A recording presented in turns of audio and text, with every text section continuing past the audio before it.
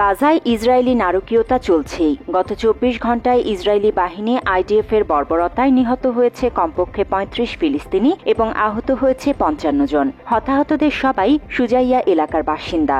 অঞ্চলটিতে ধ্বংসস্তূপের নিচে এখনও চাপা পড়ে আছে ৮০ জন। আজ বৃহস্পতিবার হামাস নিয়ন্ত্রিত স্বাস্থ্য মন্ত্রণালয়ের বরাত দিয়ে কাতারের সম্প্রচার মাধ্যম আল জাজিরা এ তথ্য জানিয়েছে।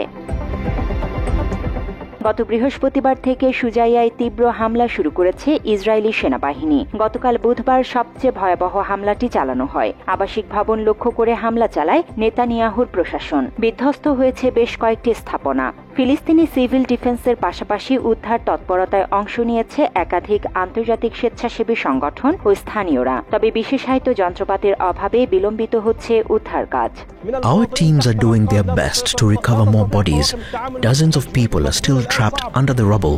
গাজার বেসামরিক প্রতিরক্ষা বিভাগের মুখপাত্র জানান, সব প্রতিকূলতা এড়িয়ে সর্বোচ্চ দিয়ে কাজ করার চেষ্টা করছেন তারা। বলেন, এখনো ধ্বংসস্তূপের নিচে বহু মানুষ চাপা পড়ে আছে। প্রয়োজনীয় যন্ত্রপাতি না থাকায় আমরা তাদের কাছে পৌঁছাতে পারছি না। যন্ত্রপাতি যা ছিল ইসরায়েলি হামলায় ধ্বংস বা নষ্ট হয়েছে। অবরোধ অব্যাহত থাকায় নতুন করে যন্ত্র ঢুকতে পারছে না। They have nothing to do with the fighting. They are children. They are innocent.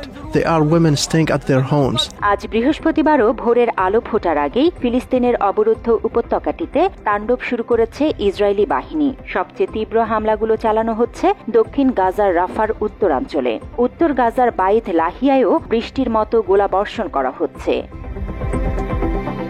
স্থানীয় গণমাধ্যমগুলোর তথ্য মতে আজ ভোরে খান ইউনিসের আল কারা এলাকায় ইসরায়েলি বোমা হামলায় নিহত হয়েছে অন্তত ২ জন এবং আহত হয়েছেন অনেকে। নুসেইরাত শরণার্থী শিবিরেও ইসরায়েলি যুদ্ধ বিমানের ছোড়া বোমায় নিহত হয়েছে একজন।